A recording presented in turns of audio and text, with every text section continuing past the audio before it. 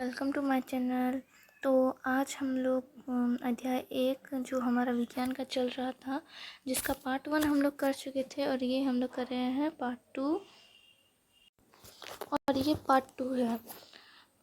तो अगर आपने पार्ट 1 नहीं देखा है तो आप जो इसमें जाके देख सकते हैं, जिसमें आप प्लेलिस्ट में जाकर आप देख सकते हैं। उसमें आपको पार्ट 1 मिल जाएगा और पार्ट 2 उसके बाद आप देख सकते हैं। तो पार्ट वन में हम लोगों ने ये सब कुछ पढ़ चुके थे। हम लोग पार्ट 1 में, अगर आप लोगों ने नहीं देखा है तो आप जाके देख सकते हैं। हम लोगों ने पदार्थ के कण एक दूसरे से आकर्षित करते हैं, ये भी हम लोगों ने देखा था। हमने कुछ क्रियाकलाप भी किए थे और हमने पदार्थ की अवस्थाएं हम लोग पढ़ रहे थे, जिसमें हम लोगों ने ठोस अवस्था के बारे में पढ़ चुके थे। अब हम लोग को पढ़ना था द्रव अवस्था। ठीक है, तो अगर आपको वीडियो अच्छा लगे तो वीडियो को लाइक ज़रूर कीजिएगा और कोई भी दिक्कत हो तो आप कमेंट ज़रूर कीजिएगा, मैं आपके कमेंट का आंसर ज़रूर दूँगी। तो अब हम लोग द्रव अवस्था के बारे में पढ़ेंगे। तो इसमें भी हमारा दिया है क्रियाकलाप। ठीक है, क्रियाकलाप 1.10, निम्नलिखित वस्तुओं को एकत्रित करें: जल, खाना पकाने का तेल, दूध, जूस, शीतल पेय। विभिन्न आकार के बर्तन, प्रयोगशाला के एक मापक सिलेंडर की सहायता से इन बर्तनों में 50 मिलीलीटर पर निशान लगा ले। ठीक है, तो बच्चों इन द्रवों को फर्श पर डाल देने पर क्या होगा, क्या लगता है आपको क्या होगा? तो किसी एक द्रव का 50 मिलीलीटर मापकर विभिन्न बर्तनों में क्रमशः एक एक करके डालें। क्या प्रत्येक बर्तन का आयतन एक समान रहता है? क्या द्रव का आकार एक समान रहता है? द्रव को एक बर्तन से दूसरे बर्तन में उलेटने पर क्या यह आसानी होती है? हाँ, ये तो बहुत आसान होगा ना। हम लोग एक बर्तन से दूसरे बर्तन में रिजर्व करेंगे, ये तो आसानी होगा। और हम लोग जिस बर्तन में डालेंगे उसका आयतन एक समान नहीं रहेगा। ठीक है, हम लोग जिस बर्तन में डालेंगे वो उसी का आयतन ले लेगा। ठीक है, तो ये आकार भी एक समान नहीं रहेगा। तो ये आप लोग समझ गए। तो प्रेक्षण से हम पाते हैं कि द्रव का आकार नहीं लेकिन आयतन निश्चित होता है। इसका अंडरलाइन कर लीजिए अपने बुक में। द्रव का आकार नहीं है लेकिन आयतन निश्चित होता है। देखिए, मतलब द्रव का आयतन निश्चित होता है, बस उसका आकार अलग अलग होता है। ठीक है, तो जिस बर्तन में इन्हें रखा जाए तो ये उसी का आकार ले लेते हैं। द्रवों में बहाव होता है और इसका आकार बदलता है, इसलिए ये दृढ़ नहीं लेकिन तरल होते हैं। क्रियाकलाप 1.4 और 1.5 के संदर्भ में हमने देखा कि ठोस और द्रव का विसरण द्रवों में संभव है। वातावरण की गैसें विसरित होकर जल में घुल जाती हैं।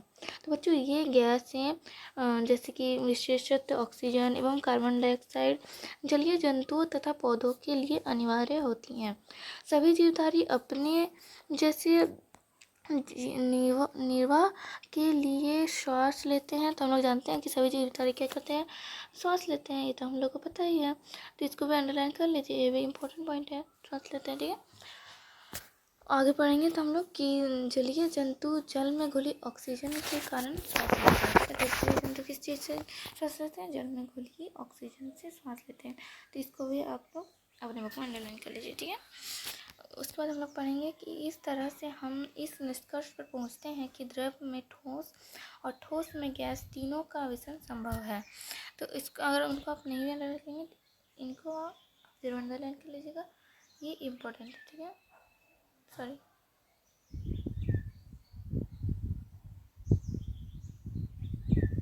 ठीक है, इनको आप अंडरलाइन कर लीजिए, ये इम्पोर्टेंट है। ठोसों की अपेक्षा द्रवों में विसरण की दर अधिक होती है, तो इसको भी आप अंडरलाइन कर लीजिए। ठीक है, ऐसा इसलिए होता है क्योंकि द्रव अवस्था में पदार्थ के कण स्वतंत्र रूप से गति करते हैं और ठोस की अपेक्षा द्रव के कणों में रिक्त स्थान भी अधिक होते हैं। ठीक है, तो यहाँ से यहाँ तक आप पूरा अंडरलाइन कर लीजिए अपने बुक में। ठीक है, ये आप नोट्स में भी लिख सकते हैं अपने। गैसीय अवस्था हम लोग पढ़ेंगे, गैसीय अवस्था के बारे में। ठीक है, गैसीय अवस्था हम लोग शुरू करते हैं। हम लोगों ने द्रव अवस्था के बारे में पढ़ लिया। हम लोगों ने इससे पहले ठोस अवस्था के बारे में पढ़ा था।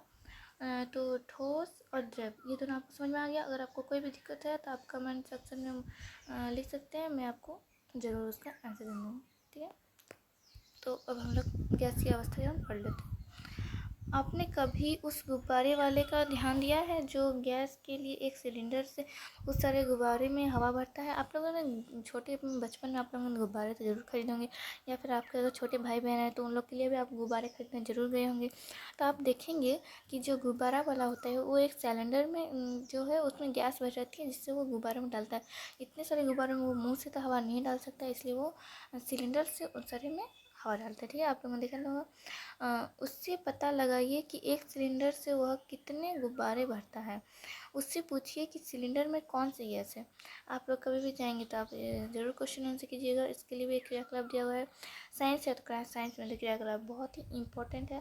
साइंस है तो इम्पोर्टेंट क्रियाकलाप, मतलब क्रियाकलाप इम्पोर्टेंट है ही, वो क्रियाकलाप होगा ही होगा। ठीक है, आगे हम लोग पढ़ेंगे, क्रियाकलाप की ओर चलते हैं।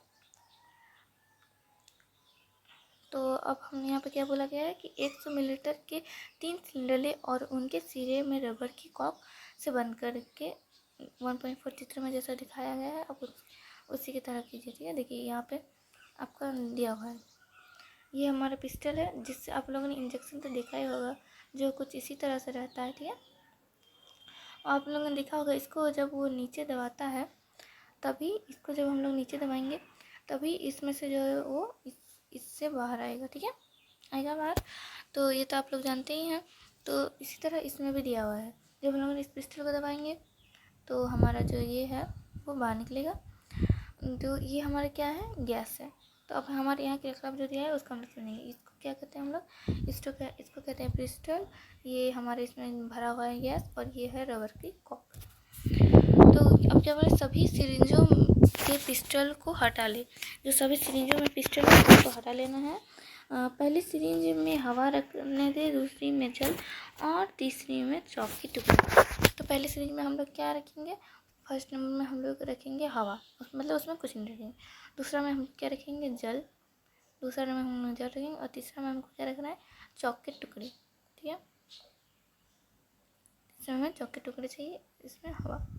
तब अब यह पूछा गया है कि किस पिस्टल को सिरिंज में डालकर संपादित करने की कोशिश कीजिए। मतलब संपादित मीन्स क्या होता है कि हमारा जो ये इंजेक्शन है, इसमें इसको जब हम लोग दबाएंगे, इसको जब हम लोग दबाएंगे तो उसको हम लोग क्या बोलेंगे, इसको जब हम नीचे तरफ दबाएंगे तो इसको हम लोग बोलेंगे संपादित। ठीक है, तो हम किसको दबाने में सबसे ज़्यादा आसान होगा, ये हमारा पूछा गया। तो हम लोग जब हवा को करेंगे सबसे आसानी, हवा को या जिसमें गैस भरी होगी उसी को दबाने में सबसे आसानी होगी। तो हवा को दबाने में सबसे आसानी। उसके बाद हम लोग जल को भी निकालने में आसानी होगी। लेकिन चॉक के टुकड़े, क्योंकि ये जो चॉक के टुकड़े ये ठोस होते हैं, इसीलिए इनको करने में हमें दिक्कत होगी। ठीक है, तो अब हम लोग ये करते हैं, आगे बढ़ते हैं। आपने क्या देखा, क्या स्थिति में पिस्टन आसानी से अंदर चला गया, ये आपको मैंने बता दिया है। ये चीज़ आपको मैंने बता दिया। ये आपने प्रश्न आपने क्या अनुभव किया, ये आपको बोलना है कि आपने क्या अनुभव किया। हमने देखा कि ठोसों एवं द्रवों की तुलना में गैसों की संपीड़ितता यानी कि कॉम्पेंसेशन काफ़ी अधिक होती है। इसको हम लोग अंडरलाइन करेंगे, ये इंपॉर्टेंट पॉइंट है। मेरा मिस्टेक हो जा रहा है, आप अच्छे से अंडरलाइन कीजिए। हमारे घरों में खाना बनाने में उपयोग किए जाने वाली द्रवीकृत पेट्रोलियम गैस जो हमारा एलपीजी है, जो एलपीजी गैस सबके घर में होता है, इसका फुल फॉर्म अगर आपको नहीं पता तो इसका फुल फॉर्म होता है लिक्विड पेट्रोलियम गैस। ठीक है, इसको आप लोग याद कर लीजिए। अगर हम लोग हिंदी से करेंगे तो द्रवीकृत, हम लोग इसको मतलब हम लोग याद कर रखेंगे। ठीक है, इसको हम लोग अच्छे से पढ़ेंगे तो आपको सब समझ में आएगा। ठीक है, मैं पढ़ाऊँगी, उसके बाद आप इस जितना भी मैंने पढ़ाया है अभी तक, आप पूरा को अच्छे से पढ़ेंगे दोबारा, ताकि आपको अच्छे से याद हो जाए। ठीक है, या देखिए हम लोग इसको फिर ये लाइन पढ़ते हैं कि हमारे घरों में खाना बनाने में उपयोग की जाने वाली द्रवीकृत पेट्रोलियम गैस एलपीजी, इसका फुल फॉर्म मैंने बता दिया, लिक्विड पेट्रोलियम गैस। ठीक है, या अस्पतालों में दिए जाने वाले ऑक्सीजन सिलेंडर में संपीड़ित गैस होती है। आजकल वाहनों में ईंधन के रूप में संपीड़ित गैस सीएनजी का उपयोग होता है। संपीड़ित काफ़ी अधिक होने के कारण गैस के अत्यधिक आयतन को कम आयतन वाले सिलेंडर में संपीड़ित किया जा सकता है एवं आसानी से एक स्थान से दूसरे स्थान तक भेजा जा सकता है। ठीक है, हमारी नाक तक पहुँचे। देखिए बच्चों, हमारी नाक तक पहुँचने वाली गंध से रसोई में प्रवेश किए ही हम जान सकते हैं कि क्या पका जा रहा है। हम लोग जब रसोई से गुजरते हैं तो उसमें हम लोग नाक में उसकी जो सुगंध जाती है उसी से हमें पता चल जाती है कि रसोई में क्या बन रहा है। ये गंध हम तक कैसे पहुंचती है? खाने की गंध के कण वायु में मिल जाते हैं और रसोई में फैलकर हम तक पहुंच जाते हैं। देखिए क्वेश्चन क्या है, उसका आंसर भी दे दिया है। खाने की जो गंध है वो वायु के जो कण है उसमें मिल जाते हैं और हमारी नाक तक पहुंच जाते हैं। ठीक है, तो ये गंध के कण और दूर भी जा सकते हैं। पकी हुई गर्म खाने की महक हमारे पास तक कुछ ही क्षणों में पहुंच जाती है। इसकी तुलना ठोस एवं द्रव के विसरण से करें। कणों की तेज गति अत्यधिक स्थानों के कारण गैसों का अन्य गैसों में विसरण बहुत तीव्रता से होता है। तो बच्चों यहाँ पर देखिए हमारा दिया हुआ है, ये ठोस है। ठोस इस तरह हमारे क्या रहते हैं, एक साथ चिपके रहते हैं, जिसमें हमारा जगह नहीं होता। ठीक है, ये पूरे एक साथ ही रहते हैं। ठीक है, और हमारा द्रव क्या होता है, ये थोड़ा सा ये होता है जिसमें हमारा, जैसे कि हम लोग अगर नमक घोलते हैं या फिर शर्करा घोलते हैं तो उस टाइम जो है हमारा ये जो खाली स्थान आपको दिख रहा होगा बीच बीच में, उसमें जो है वो भर जाते हैं। ठीक है, और ये हमारा गैस, तो गैस में आप देख सकते हैं कितनी खाली स्थान है। तो इसी तरह इन्हीं जो बीच बीच में आपको खाली स्थान दिखाई दे रहे हैं, इन खाली स्थानों में ही जो हमारे खाने की खुशबू होती है या अगरबत्ती का गंध होता है वो सब उसमें रह जाते हैं। ठीक है, गैसीय अवस्था में कणों की गति अनियमित और अत्यधिक तीव्र होती है। इसका अंडरलाइन कर लेंगे हम लोग। इस अनियमित गति के कारण ये कण आपस में एवं बर्तन की दीवार से टकराते हैं। बर्तन की दीवार पर गैस के कणों द्वारा प्रति इकाई क्षेत्र पर लगे बल के कारण गैस का दबाव बनता है। तो आगे हम लोग पढ़ेंगे कि क्या पदार्थ अपनी अवस्था को बदल सकता है, ये हम लोग पढ़ने जा रहे हैं। ठीक है, तो अपने परीक्षा से हम जानते हैं कि जल पदार्थ की तीनों अवस्थाओं में रहता है। तो आपको पता है कि जो हमारा जल होता है वो तीनों अवस्था में रहता है, ठोस, द्रव, गैस। ठोस क्या होता है, हमारा जो बर्फ़ होता है वो हमारा ठोस होता है। हमारा बर्फ़ का टुकड़ा तो आप लोगों ने देखा ही होगा, वो क्या होता है, वो होता है हमारा ठोस, वो ठोस होता है। और जैसे कि बर्फ़ यहाँ पे देखिए, और द्रव जैसे कि जल, हमारा जो जल होता है वो तो द्रव ही होता है ना, जो जल होता है हमारे वो तो द्रव होता है। और गैस जैसे कि जलवाष्प, जब हम लोग पानी को गर्म करते हैं तो उसमें से जो जलवाष्प निकलता है वो क्या होता है, गैस होता है। ठीक है, इतना समझ गए आप लोग। आगे बढ़ते हैं। अवस्था बदलने के दौरान पदार्थ के अंदर क्या होता है, ये हम लोग अब जानेंगे। ठीक है, जानते हैं तापमान परिवर्तन का प्रभाव, ये जानेंगे हम। तो क्रियाकलाप, अब हम लोग फिर से क्रियाकलाप आ गया, देख लीजिए क्रियाकलाप हम करते हैं। ठीक है, इस क्रियाकलाप में हम लोग क्या देखते हैं, चलिए उसको देखते हैं। एक बीकर में 1050 ग्राम बर्फ का टुकड़ा ले एवं चित्र 1.4 1.6 के अनुसार उसमें प्रयोगशाला में प्रयुक्त थर्मामीटर को एक प्रकार लटका दिए कि थर्मामीटर का बर्फ को छू रहा हो। और देखिए ये बहुत ही इजी क्रियाकलाप आपको दिख रहा होगा। इस क्रियाकलाप को आप अपने घर में भी कर सकते हैं। यहाँ प्रयोगशाला में करते हुए दिखाया गया है, लेकिन आप इसको जो है अपने घर में कर सकते हैं।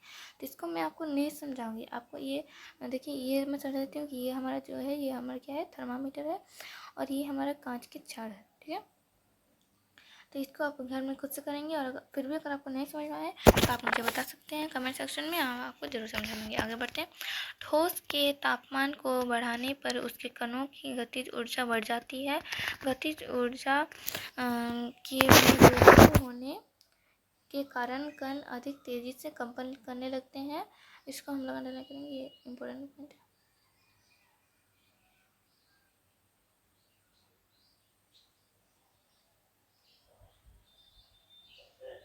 ठीक है, इसको हम लोग अंडरलाइन करेंगे, ये इम्पोर्टेंट पॉइंट है। फिर से मैं आपको समझा देती हूँ कि ठोस तापमानों को बढ़ाने से बढ़ जाता, क्या होता है ठोस, क्या होता है ठोस तापमान के बढ़ने से वो क्या होता है, बढ़ जाता है। ठीक है, और गतिज ऊर्जा बढ़ जाती है। गतिज ऊर्जा में वृद्धि होने के कारण कण अधिक तेजी से कंपन करने लगते हैं। ऊष्मा के द्वारा प्रदत्त की गई ऊर्जा कणों के बीच के आकर्षण बल को पार कर लेती है। इस कारण कण अपने नियत स्थान को छोड़कर बच्चों अधिक जो वो स्वतंत्र हो जाते हैं और गति करने लगते हैं। तो बच्चों एक अवस्था ऐसी आती है जब ठोस पिघलकर द्रव में परिवर्तित हो जाता है।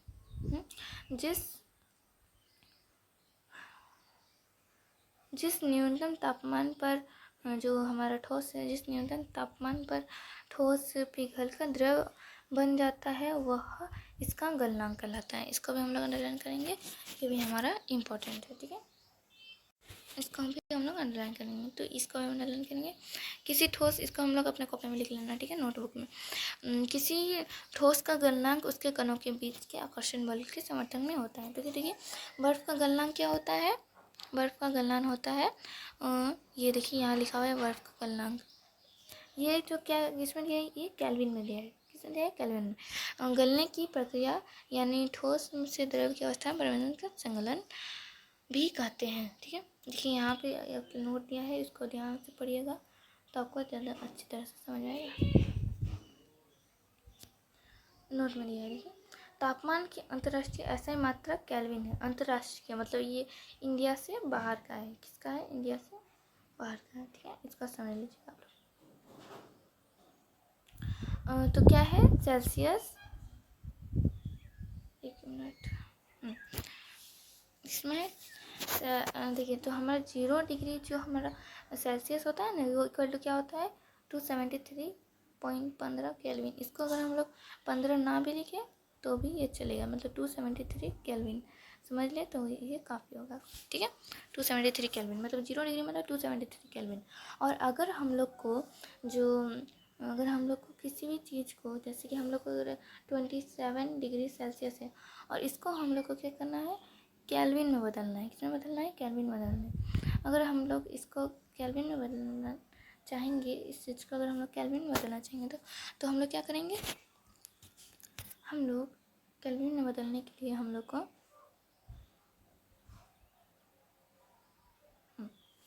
केल्विन में बदलने क्या करेंगे 27 डिग्री सेल्सियस, इसको हम लोग को किसमें बदलना है,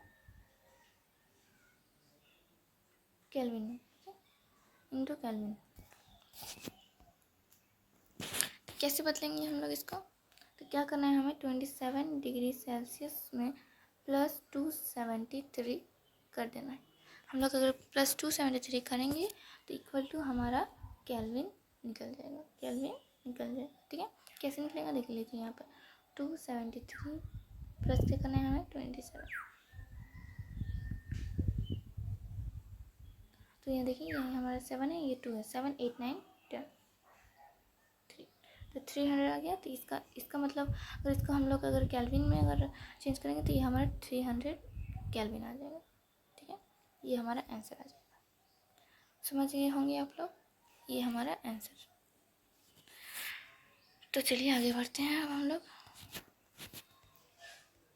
किसी ठोस के गलने की प्रक्रिया में तापमान समान रहता है, ऐसा में ऊष्मीय ऊर्जा कहाँ जाती है, ये हमारा क्वेश्चन है। गलने के प्रयोग की प्रक्रिया के दौरान आपने ध्यान दिया होगा कि गलनांक पर पहुंचने के बाद जब तक संपूर्ण बर्फ पिघल नहीं जाती तापमान नहीं बदलता है। बीकर को ऊष्मा प्रदान करने के बावजूद भी ऐसा भी ही होता है।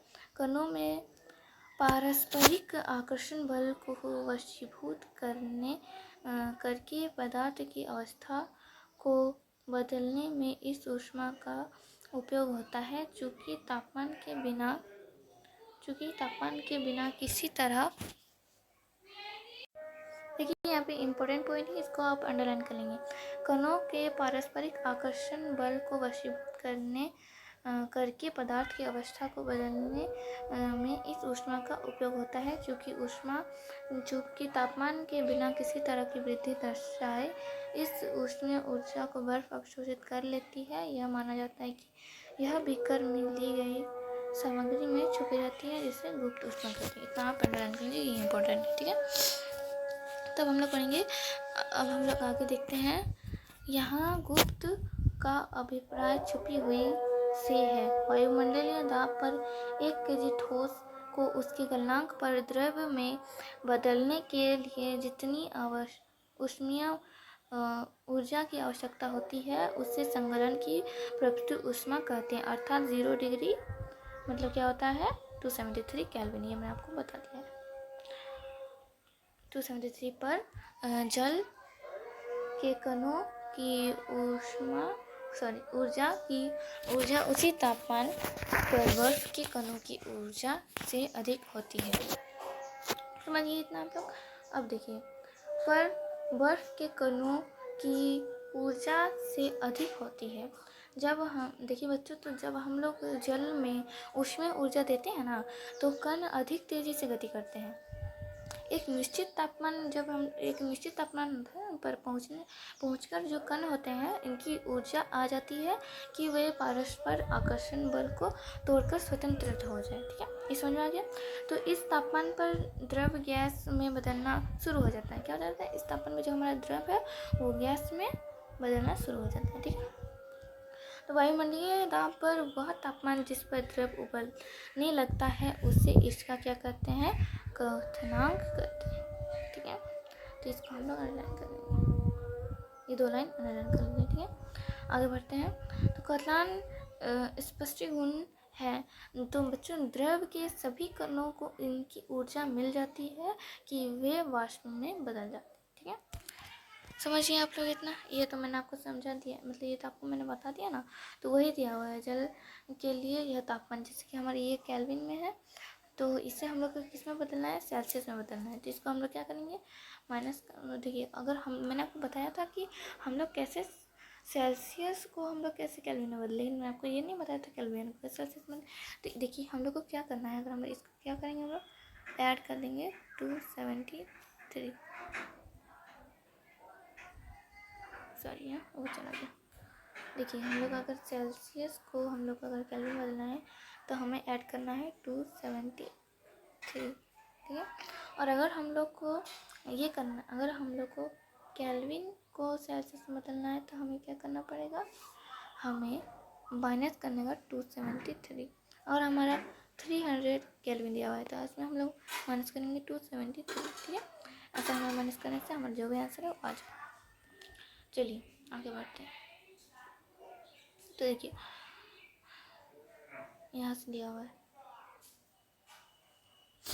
तापमान पर भाप अर्थात वाष्प द्रव अवस्था में परिवर्तित हुए बिना ठोस अवस्था के सीधे गैस में बदलने की प्रक्रिया को ऊर्ध्वपातन कहते हैं, और गैस के सीधे ठोस बनने की प्रक्रिया को निषेचन कहते हैं। ठीक है, तो देखिए बच्चों, हम लोगों ने इतना पढ़ लिया। आगे का जो हम लोग ये जो हमारा दिया है दाब परिवर्तन का प्रभाव, इसे हम लोग नेक्स्ट वीडियो में पढ़ेंगे, यानी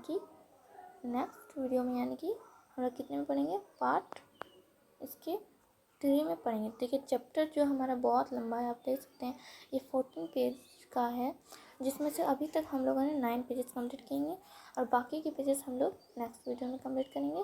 तो हम लोगों ने आधा तो चैप्टर, अभी तक आधा भी नहीं कर सकते, हाँ आधा कर सकते हैं, आधा चैप्टर कंप्लीट हो गया, बाकी का हम लोग नेक्स्ट वीडियो में करेंगे। तो आज के लिए इतना ही। तो अगर आपको वीडियो अच्छा लगा हो तो आप लोग वीडियो को ज़रूर से ज़रूर लाइक करें, और सब्सक्राइब करना ना भूलें। अगर वीडियो अच्छा लगे तो सब्सक्राइब कीजिएगा, और कोई भी दिक्कत हो तो आप उसको जो है वो कमेंट सेक्शन में लिख दीजिएगा। मैं आपके उस दिक्कत को ज़रूर सॉल्व करने की कोशिश करूँगा। आज के लिए इतना ही, बाय बाय।